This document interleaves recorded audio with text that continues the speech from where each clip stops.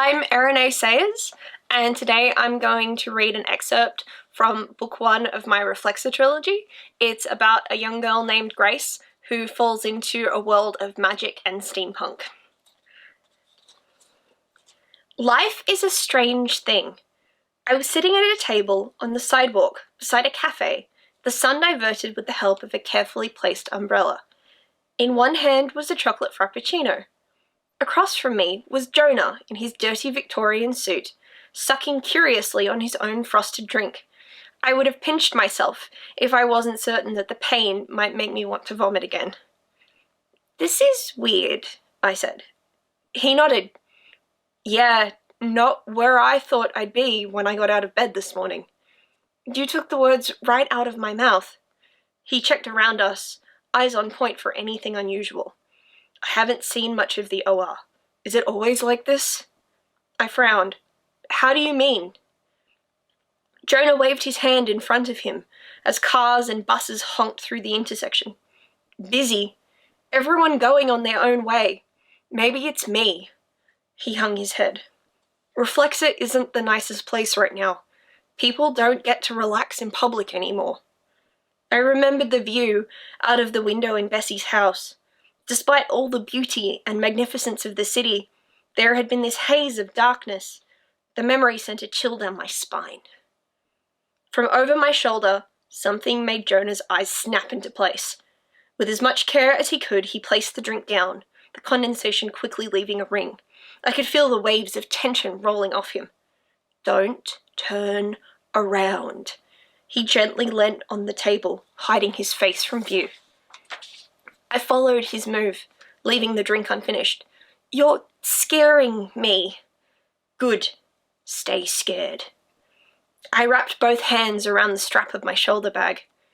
Jonah moved even closer, his face only a few centimeters from mine. "We need a place without people and a large mirror." With difficulty, I looked up the street without moving my head.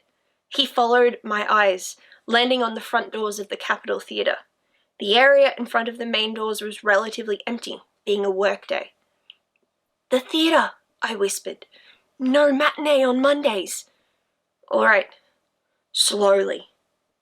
Together we stood and walked off, leaving the drinks behind. I still hadn't seen what had spooked him so deeply, but that almost made it worse. I was imagining all of the possible things that could be chasing us, from monsters to evil murderers with long duster jackets. The second idea wasn't too far from the truth, the image of the Shapers with their bowler hats flashing into my mind.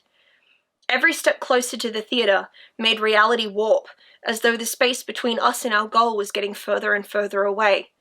Just before we reached the open box office doors, I veered right, praying that the entry foyer door was also unlocked. Without hesitation, the door swung open and the dark space swallowed us. "Run," Jonah said. Adrenaline sparked in my legs as I pounded my feet straight past the concession bar, up the ramp to the toilets. I hesitated at the top on whether to turn into the girls' or boys' toilets. With Jonah right on my heels, I turned left, already knowing the size of the mirror located in the girls' bathroom. In here, the light was on, the basins and stalls bathed in fluorescent hue. I could smell the fresh odor of toxic cleaning chemicals. In the small space they had built up, making it hard to breathe. Jonah moved straight past, choosing the largest full-bodied mirror beside some paper towel dispensers. He squared himself off, pressing his hands to the glass.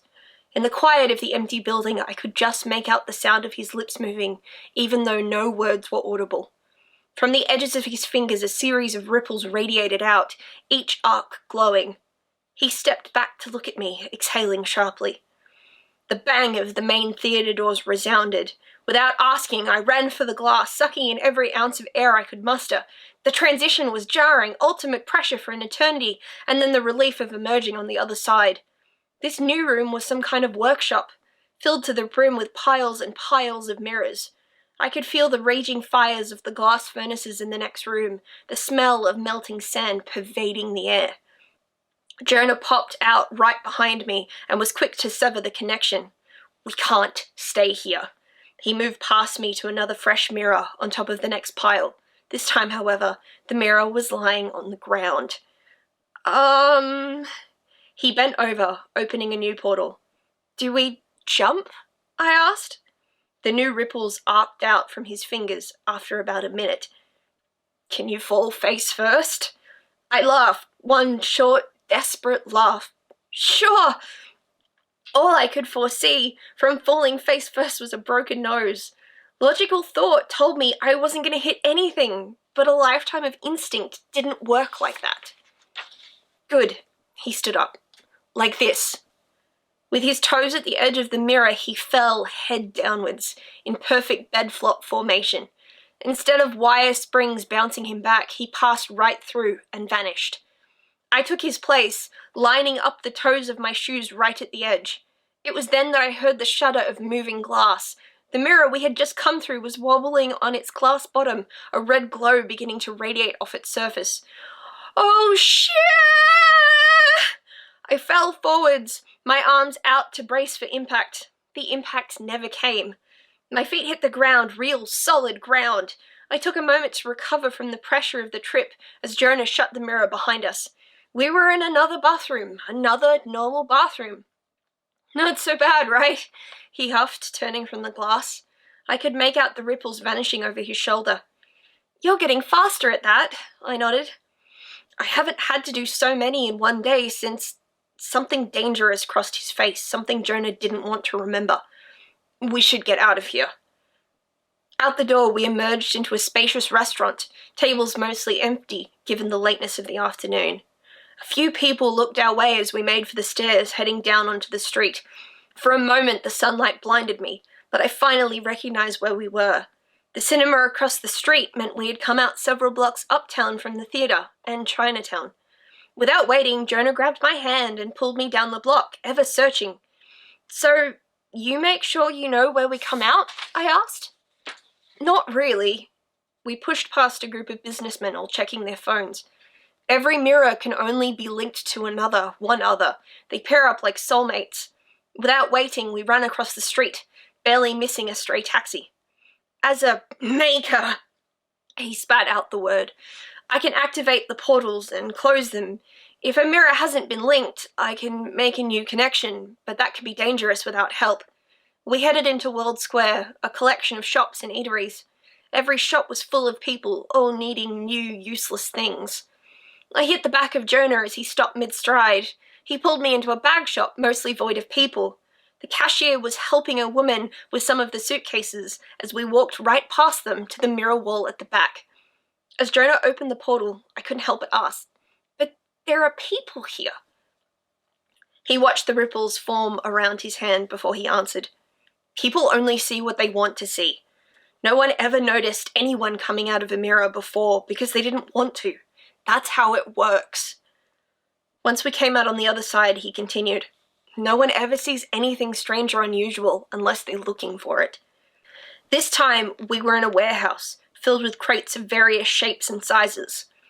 "Where are we?" I asked as we ran down the aisle. Jonah turned the corner before answering. "Somewhere that should be empty." I read between the lines.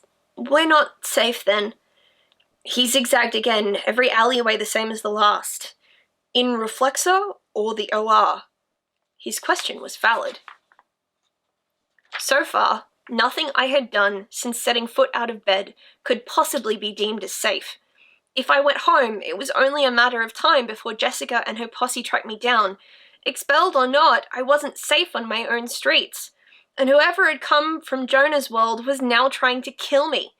Feeling safe had become something I couldn't add to my list of things to accomplish, possibly ever. I withdraw the question. "Who's there?" A voice echoed through the vast space. Like a shot of pure alcohol, my brain began to slur, all reasonable thought suspended. We froze mid-step, letting the sounds of our feet fade. Carefully, Jonah put a finger to his lips, even though the action was unnecessary. "I can feel you." The voice was menacing. It felt like my eyes were about to pop out of my skull. "A maker and a gazer." Loud footsteps sounded closer as he continued. "Only operatives are allowed in the quarantine facility." I mouthed the words, quarantine, and are you kidding me? If anything, Jonah's fear-frozen face was enough of a response. You know what happens when I get my hands on you. Jonah pulled my attention back to him, waving his hand towards the next aisle. 2 down, he mouthed. Turn left. I nodded. We counted down in silence. 1, 2, 3. Willing everything I had in me, I pounded my feet into the ground, sprinting as fast as I could muster. The voice stopped taunting us, his feet falling into rhythm with our own as we raced. At the turn, I felt my feet slide out from under me. At the last moment, Jonah grabbed my arm, preventing a crash. Stupidly, I looked over my shoulder and got a glimpse of who was chasing us. The man was huge, easily over 2 meters tall. He wore the same black suit as the fixers I had seen in the street. This time, instead of the shroud's eye stuck onto his arm, it was engraved into his forehead, the eye glowing out of the darkness. If anything, I ran faster. Just ahead of me, I could see the mirror waiting on the next column of crates. Jonah slammed his hand onto the glass, making the frame shake with the impact. The ripples radiated just as my foot hit the bottom of the frame. The trip through the portal was intense, the tension taking a toll on the level of my exhaustion. I came out on the other side and fell, my legs spent. Rolling, I slammed into the ground hard, taking out a mannequin as I went. Looking up, I could see Jonah emerge, his hand ready to close the portal. Just as the ripples began to appear, a hand reached through the mirror, grabbing his shirt. It pulled, but only for a moment.